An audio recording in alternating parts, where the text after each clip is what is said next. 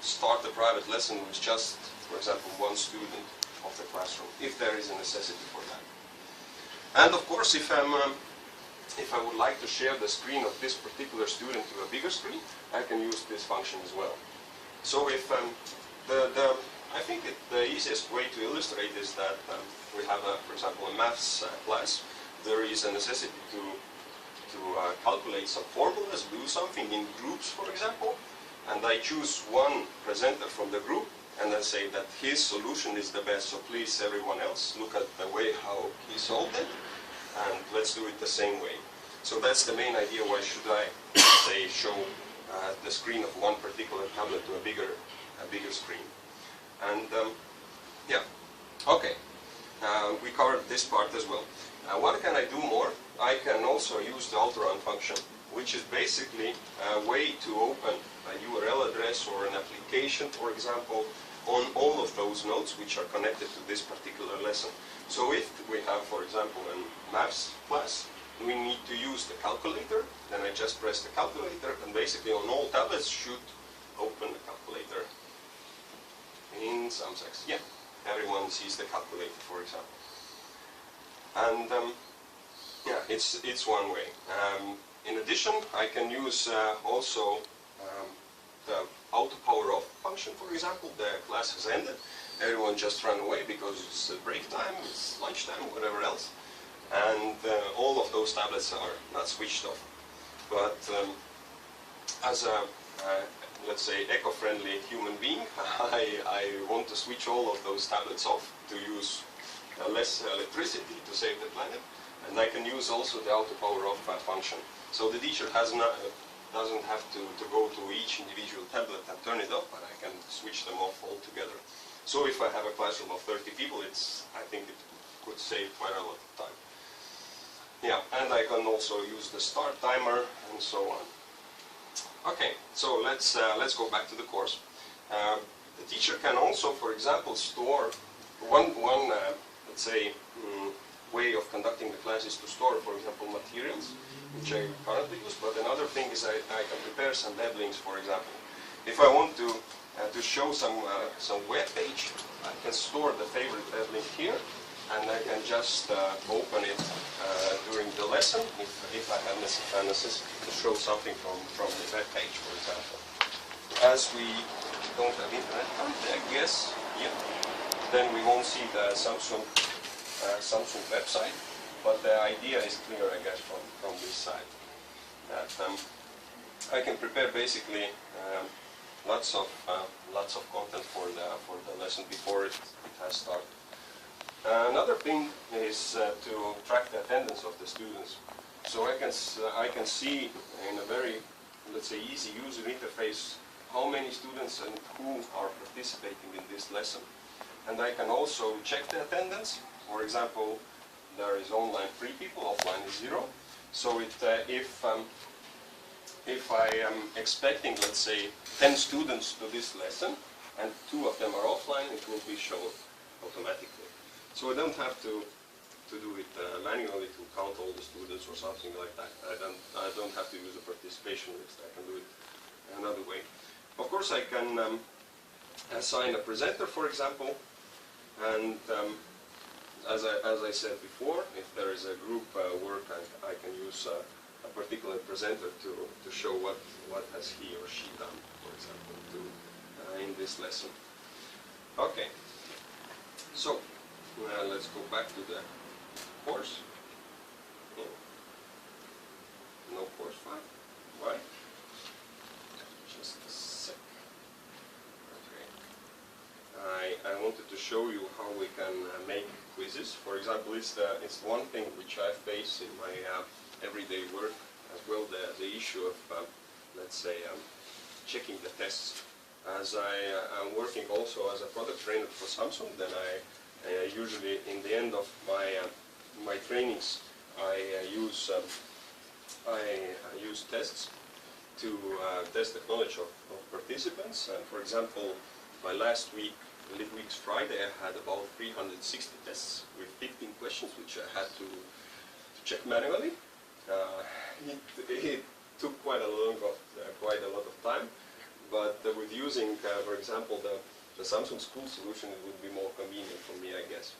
So, because I could press the quiz button, and I have already assigned a quiz about Samsung history to this particular lesson, and this is the way how teacher sees it. Again, I can scroll through the questions.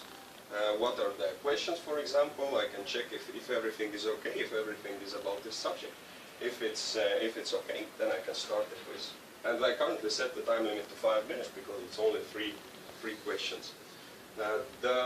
Let's say the design of the questions, it can be a multiple choice question. You can also embed pictures into every question. It could be a question, true or false logic question as well. And here is embedded, for example, the Samsung logo. Or it can be also a question with, let's say, picture answers.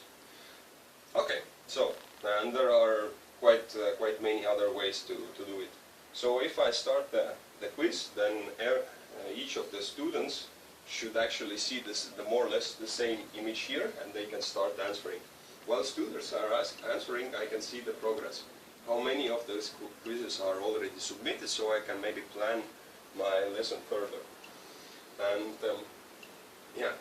as students proceed with the questions, I also can see which one of them has already submitted answer. For example, 66% of the students have already submitted their answers. If one more is finished, then we can, for example, see the results. Okay, everything's done in less than a minute, so I could even set the time limit to a smaller amount.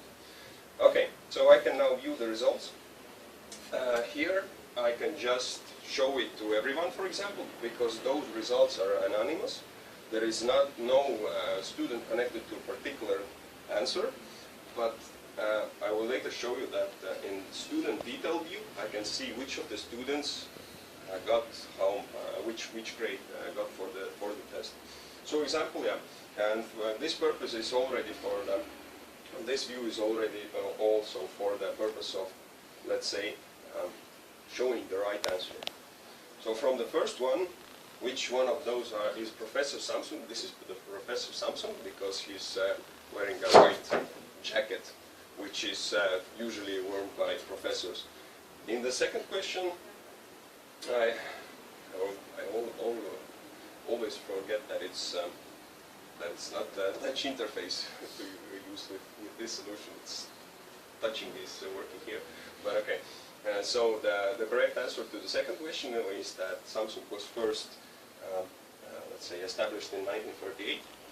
And the interesting fact is that in this year Samsung dealt with, let's say, import and export of foods and vegetables. It was not about electronics. Electronics was established in '69. So yeah, the first, let's say, Samsung was connected to a whole different area. Okay, and the third one, Samsung is globally the #9 brand in the world. So again, we can see how many users answered it correctly and how many skipped even the question. Okay, now we have results on student basis, and we can see the results in the student tab. No, not here, but student one here as well. But from my students, for example, and I can see that student one is grade history, for example. This lesson, the average when it was done, the rank overall in the whole, let's say, classroom, which was the result. I can also track here the particular attendance of this student when he was or she was present. I can also leave the behavior feedback, for example, if there was something very good the student did or something not that good student did during this lesson. So yeah, I guess it's more or less the whole parts of this solution are covered. And I would say that, but okay, currently it's written that it's free Samsung histories here, but in regular, let's say, schools, there would be some different subjects. Of course, here it's history for first class or let's say not for the first but 6th class, for the 8th class, 9th class, and so on. So basically, it's the whole idea and the concept of this solution is that the user interface is really friendly. You can see everything which you need basically on one screen. You can see when the lesson is started, when it should end, and so on. So from the, let's say, kitchen side, from the technical side of the solution, there is of course a possibility to use administrator rights. So basically one person who is administrating all of the students, all of the teachers, and all the details which are connected to the server side. But on the other hand, we can make a, let's say, a teacher, we can give a teacher also administrative rights. So if maybe someone is very eager to use the, let's say, to modify the solution and to input some additional data, then a regular teacher could be also used as an administrator here. So basically, there are three types of users: students, teachers, and administrators, which should be usually one only. And as I said, we can use any screen. It's not only about an interactive whiteboard. We can use even a CRT TV if we can manage to make from HDMI somehow to start maybe the transition and so on. We can use a monitor, we can use a regular TV, a projector even, which has an HDMI input. So it's about any screen. But for devices, it's a Note 10.1 which should be used, which has the S Pen functionality, which is quite a strong argument, I guess, with the product. So, if you have any questions, there is two possibilities. If no one has any questions, was the presenter so bad that no one understood, that no one didn't understand anything, or the other option is that I won't mention it because yeah, okay, everything is clear. So, any questions? I think thoughts. Okay. Thank you, So from my side, it's okay. It's all. Thank you. But maybe Rafael can show as well some interactive or these screen solutions that Samsung are having, Yeah, which quite many schools are interested in having these info screens to share some data. So Rafael can give a short overview about our informations. The smaller one. Samsung is also provider of a digital signage solution. Digital signage is a solution to provide content and display on the screens. So so-called info screens.